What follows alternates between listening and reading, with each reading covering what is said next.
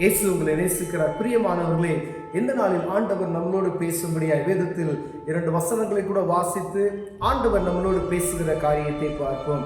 அது மத்தேயுவின் புஸ்தகம் 7வது அதிகாரம் 24வது வசனம், 25வது வசனம், 26வது வசனம் இப்படியாக சொல்லுகிறது. ஆகையால் நான் சொல்லிய இந்த வார்த்தைகளை கேட்டு இவைகளின்படி செய்கிறவன் எவனோ அவனை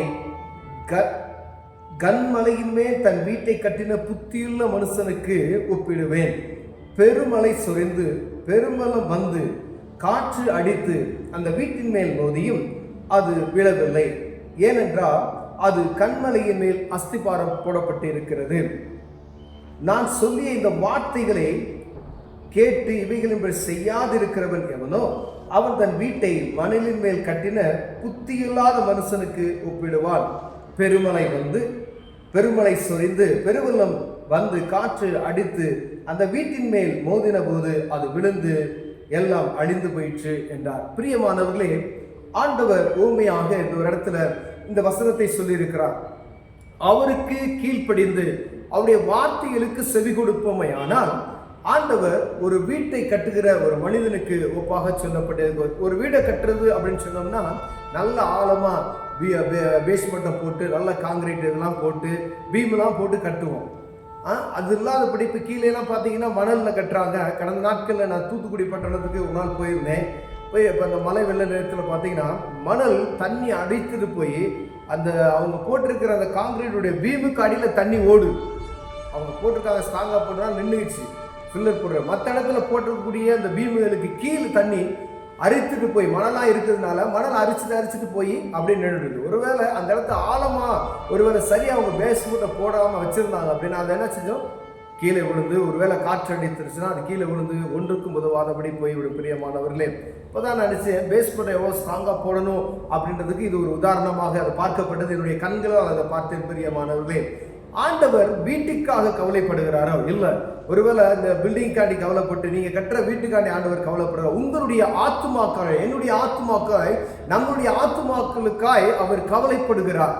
எந்த ஆத்துமா கெட்டு போகக்கூடாது. ஏன் அப்படின்னா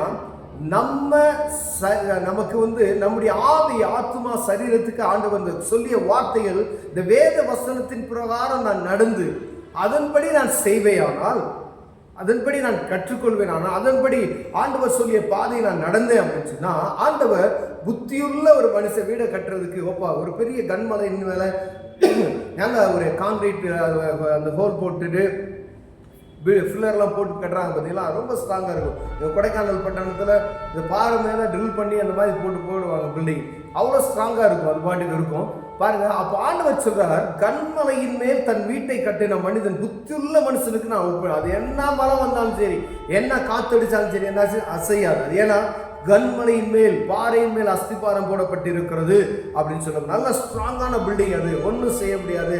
எவ்வளோ புயல் வந்தாலும் சரி, தண்ணி வந்தாலும் சரி, காற்று வந்தாலும் சரி, அப்படி ஸ்ட்ராங்கான மனிதனுக்கு ஒப்பிட்டு சொல்லி இருக்கிறார். அப்போ கர்த்தருடைய வார்த்தையை கேட்டு அதன்படி நல்ல ஆழமாய் நம்ம இருக்கிறோம். அப்படி பொழுது ஆண்டவர் என்ன சொல்றாரு, நான் கன்மலையின் மேல் வீட்டை கட்டின புத்தியுள்ள மனுஷனுக்கு நான் ஒப்பிடுறேன் அப்படின்னு சொல்றாரு.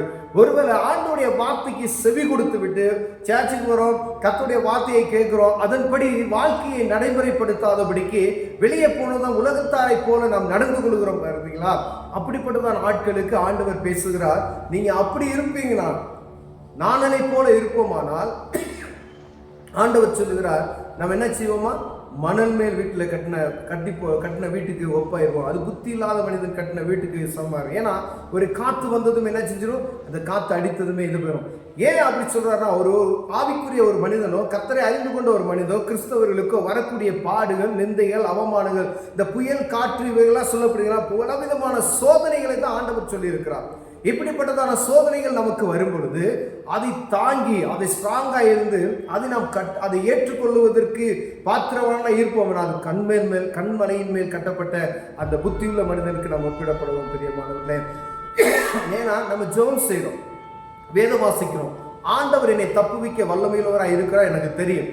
அப்படின்னா என்ன துன்பம் வந்தாலும் சரி, என்ன நெருக்கம் வந்தாலும் சரி, நான் நிற்கிறது இயேசுவின் மேல், அவருக்கு மேல் நான் அஸ்திபாரமே. எனக்கு ஆண்டவரே பலனானவர், அவரே என் கோட்டையானவர் என்று சொல்லுவோமாயானால் நாம் கன்மலையின் மேல் கட்டப்பட்ட வீட்டுக்கு ஒப்பாயிடுவோம். பிரியமானவர்களே, ஒரு சில நேரத்தில் பார்த்தீங்கன்னா மீட்டிங் போனீங்க அப்படின்னு சொன்னால் மேலே கையை வச்சதுமே கீழே விழுந்துருவாங்க.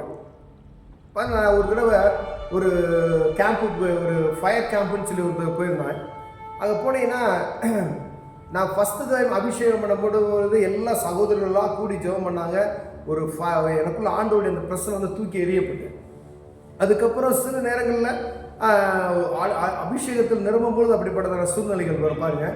ஆனால் அந்த ஃபயர் கேம்ப் போனேன், அவர் ப்ரேயர் பண்ணார், என்னை ஜெபம் பண்ணி அனுப்பிச்சிட்டாரு. ஆனால் கர்த்தருடைய பிள்ளைகள் நிறைய பேர், கிறிஸ்தவர்கள் நிறைய பேர் போகிறாங்க, அவர் கையை வச்சோடனே தூக்கி கீழே போட்டுடுறாங்க.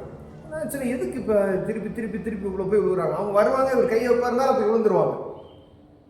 இப்படியே இருந்துச்சு. அப்போ தான் அஸ்திபாரம் எப்படி இருக்கணும்னா, ஆண்டவர் சமூகத்தில் நீ எவ்வளோ நேரம் ஜெபிக்கிறீங்க, காங்கிரீட் மாதிரி இருக்கணும்.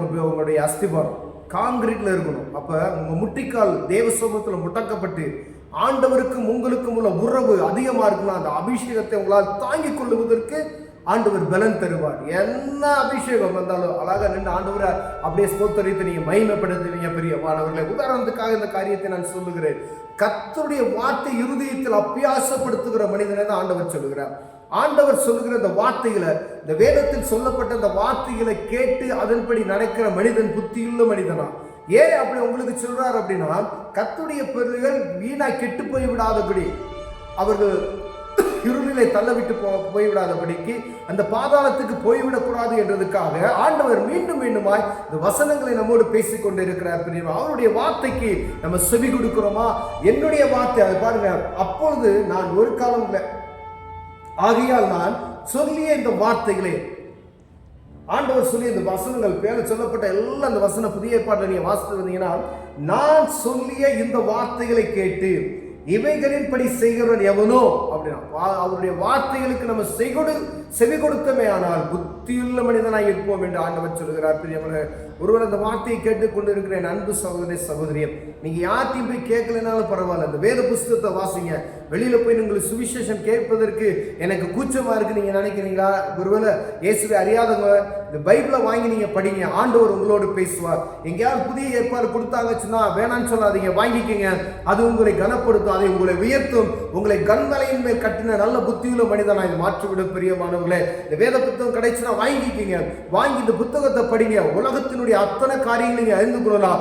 வருகை எப்போ வருகிறது, ஆண்டவர் என்ன சொல்லி இருக்கிறார், இந்த உலகத்தினுடைய முடிவு எல்லாவற்றையும் இந்த வேத புத்தகத்தில் அடக்கி வைத்திருக்கிறார். பிரியமானவர்களே, கண்களை மூடுவோம், செய்வோம். அன்பின் தகப்பனே, ஆண்டவருடைய வார்த்தைகளுக்கு நாங்கள் செவி கொடுத்து ஆண்டவர் இந்த வேதத்தில் சொல்லிற இந்த காரியங்களை கடைபிடிக்கிற புத்தியுள்ள மனிதர்களாய், கண்மலையின் மேல் வீட்டை கட்டின புத்தியுள்ள மனுஷனுக்கு எங்களை ஒப்பாய் இருக்க எங்களுக்கு உதவி செய்வீராக நாங்கள் ஜெபிக்கிறோம். ஆண்டவரை தொடர்ந்து கருத்துக்களை ஒப்புக் கொடுக்கிறோம். இயேசுவின் நாமத்தில் பிதாவே, ஆமென்.